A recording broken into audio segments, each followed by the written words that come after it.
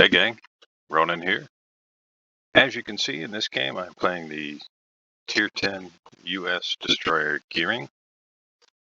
Matchmaking, well, matchmaking is pretty decent. There's no CV, that's always a big plus when you're playing a Destroyer in particular. Enemy DDs, well, if I run into the Druid, that's always ugly. They do have another gearing on the other side, Shimakaza Holland, and then they've got a Balau submarine. Why am I showing you this game? Well, um, life's been keeping me pretty busy and kicking me in the teeth a little bit here for, well, really since March. But it's not a complaint, just kind of an aside to why I'm showing you this video. Because I've had less time and inclination, I've been just kind of working on some ships that I raced through. For example, one of them, Udaloy,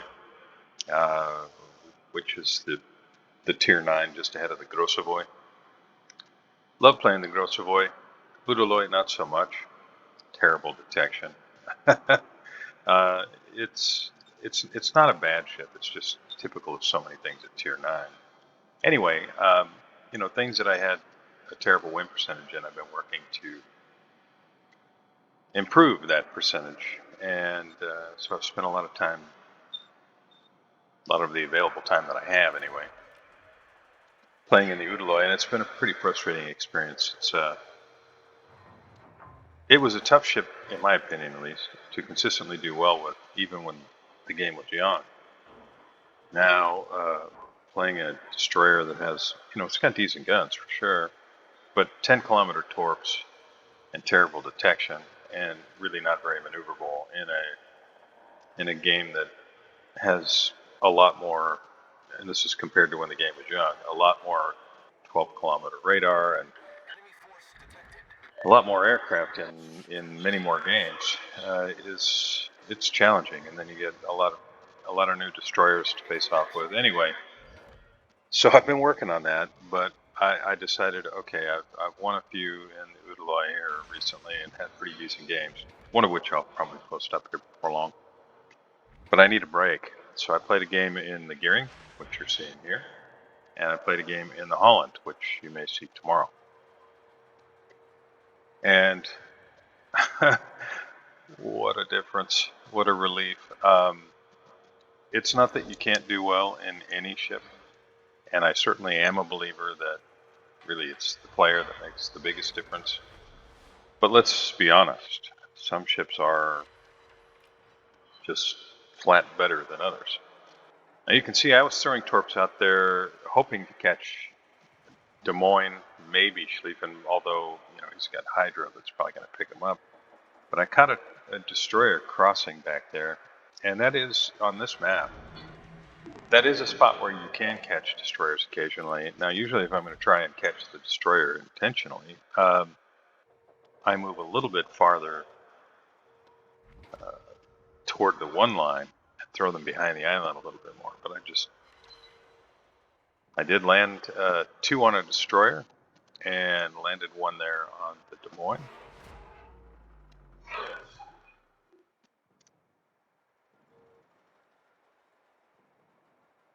Now you can see Schlieffen, he looks like he's just going to push right through the cap. Now, while this has all been going on, and while the red team has secured the Alpha cap, our Gearing and Hayate secured Bravo, and that's a big deal. Now Des Moines, he looks like he's just going to sit there. And that being the case, I'm going to throw some more torpedoes out there, and because we've got Schlieffen crossing, I don't want to get within his hydro range.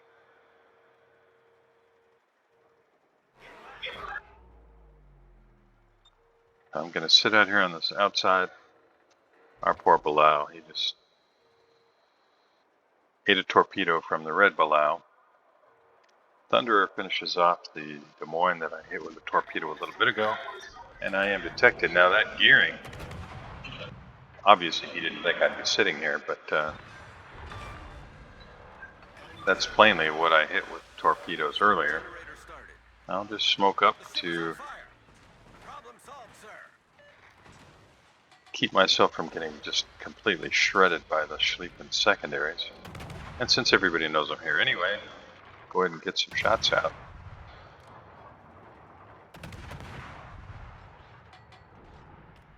Red Montana takes out our Kavarask, and our Shikishima takes out that Schlieffen.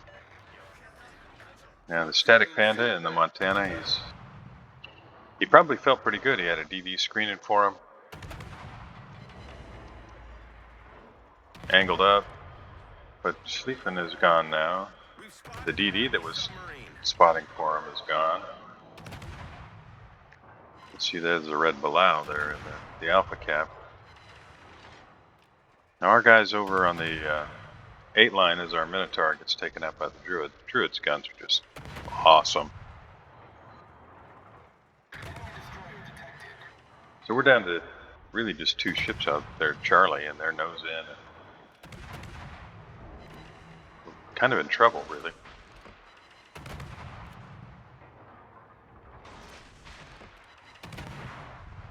There's a fire on Montana. You can see our Salem and Petro are nose in, and they are putting the guns to work.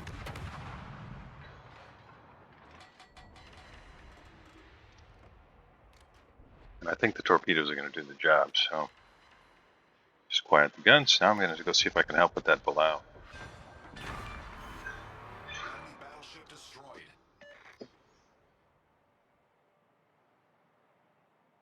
So we're 6.5 minutes in. I'm sitting at 98,000 plus damage. Landed 6 torpedoes, sank 2 ships. And why am I pinging the map? Well, I used the radio position finder, or radio location scale, and you can see that little semicircle thing above my aiming reticule. It tells me the relative, the kind of the direction of the nearest enemy ship. It's not precise. You can see that pie-shaped wedge on the mini-map there. It's somewhere in that pie-shaped wedge. Can you land torpedoes with it? Occasionally you can. You catch maybe a new or inexperienced or just plain not very good destroyer player. Sometimes they'll move into a cap and smoke up and then just kind of sit there broadside to your likely approaching torpedoes and just throw the torpedoes into that pie-shaped wedge. Sometimes you get lucky and blap somebody. Our Salem, he's sitting there behind the island hoping not to get blapped, but the Balau is throwing torpedoes out. Now you can see now that the Balau is detected, there are all kinds of aircraft coming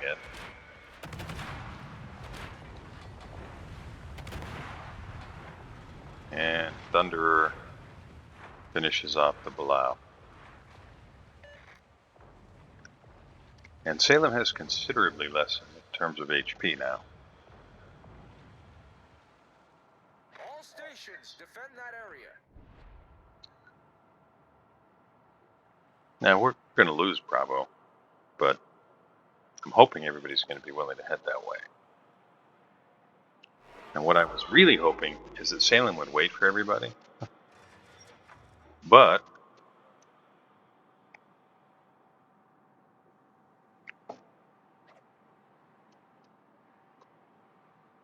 he must have felt a disturbance in the force. And he decided to just get the heck out of Dodge. Maybe those torpedoes would have hit him, or one of them. I don't know. But Shikishima and Thunder are not known for their quick acceleration, etc. So it's going to take them a little while. And because they know there's a destroyer here, they're going to be a little bit cautious, make use of some islands, which is smart. Red Montana takes out our Grosse Kurfürst, and we are now down to 5 ships. Bad guys are down to 6. Bad guys have 2 caps, we only have 1, and this is an uphill battle here. Can we win? Absolutely we can win, but it's going to be a challenge. Now these are the kinds of games that I love to be a part of. It's still relatively close. I don't know about you, but I have, in the last few years, seen a steadily increasing, or so it seems to me, number of really lopsided games. I was in a whole bunch in a row in my Udaloy the other day. Salem's pushed in, he catches the Holland. You hear Petro's guns going to work.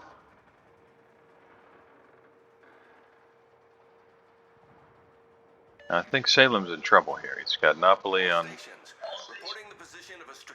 one side of the island, Holland on the other. He's avoiding the Holland torps, although, Holland's just trying to cover these lanes, I think. Which, he's maybe going to catch the battleships behind me.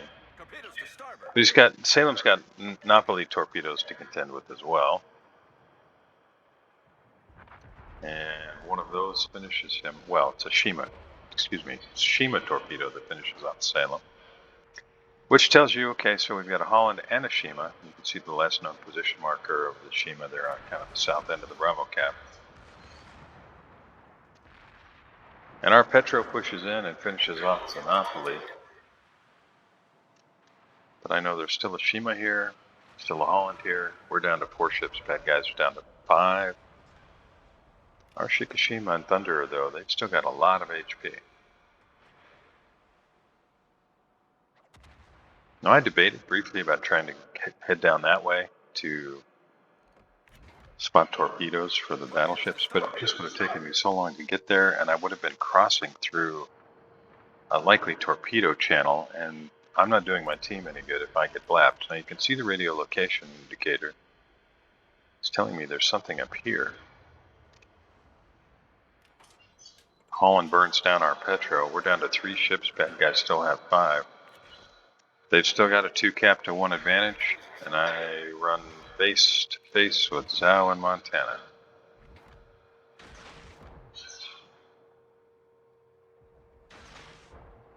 Now, why did I throw the torpedoes behind on that second set? Well, Zhao's going to spot the first set. That's going to trip every alarm on the Montana commander's head. He's probably going to turn or slow down. He's going to do something. That's my guess. And that's why I threw the torpedoes where I did. Now, maybe I'm wrong. We're going to find out. And now I'm just running. I just don't want to get caught.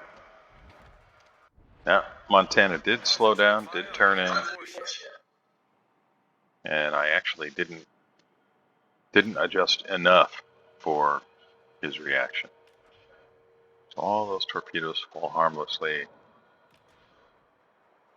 to the wayside.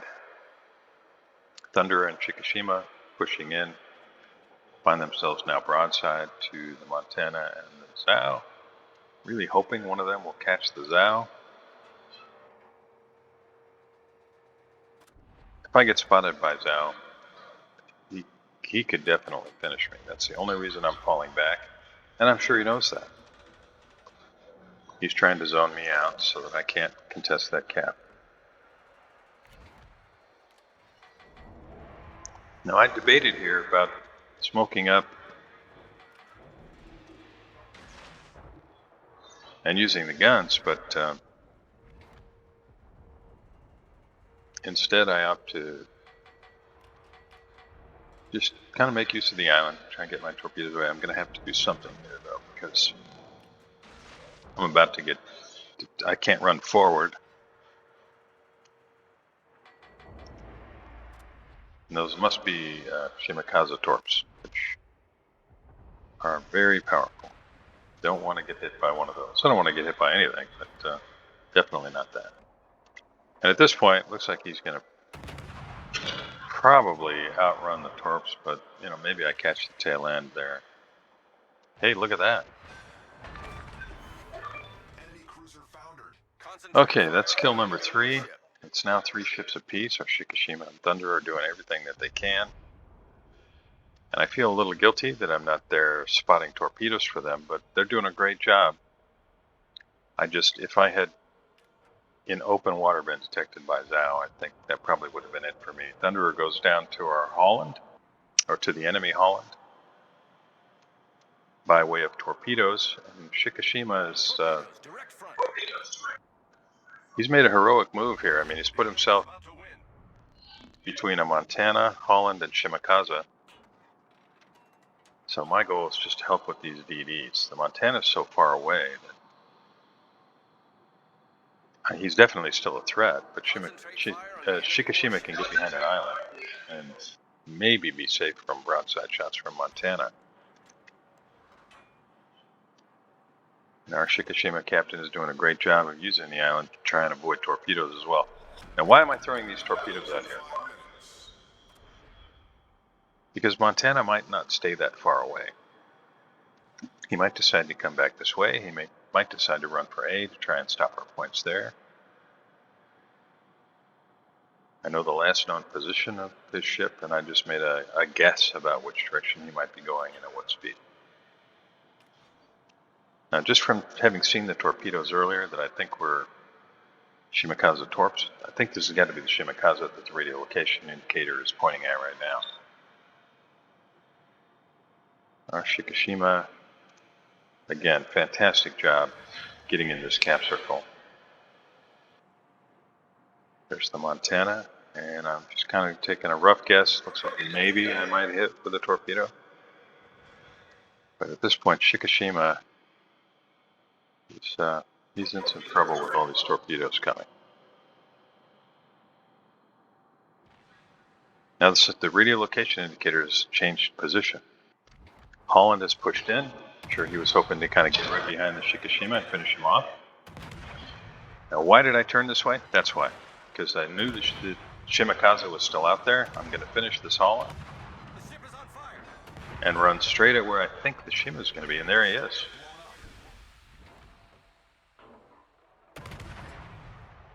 I'm going to bring the nose around some more, try and get all the guns to bear before Shimakaza goes dark. Oh, turn the other way.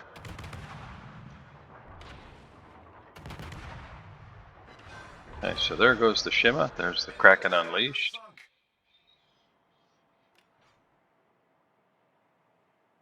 And our poor Shikishima is just all banged up. But we did manage to secure the Bravo cap. Montana, you can see, is still moving away. So my job at this point is to secure the Charlie cap. We are, 150 points behind? There will be roughly 2 minutes by the time I get to that cap.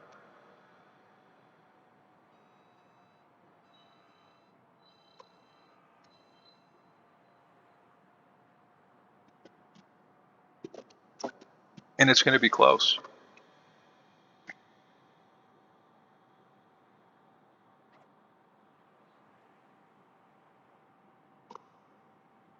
Just racing for the cap, trying to stop their points.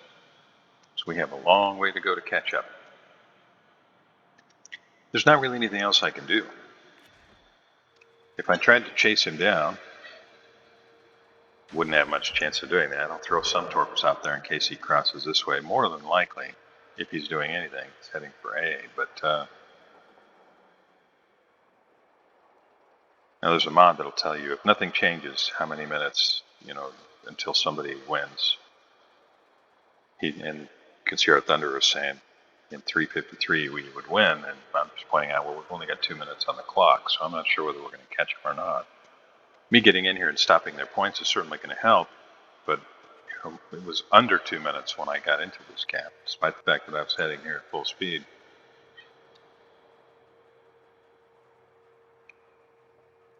And there's not really a whole lot more to this tale, really.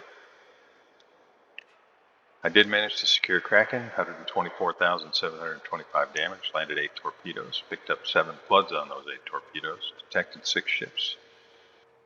Picked up 2 decaps. Got a couple of cap assists. Somewhere along the way, got an incapacitation, started a fire. 97 shells on target. And I feel really good about the fact that I picked up a 2,657 base XP, which was top score.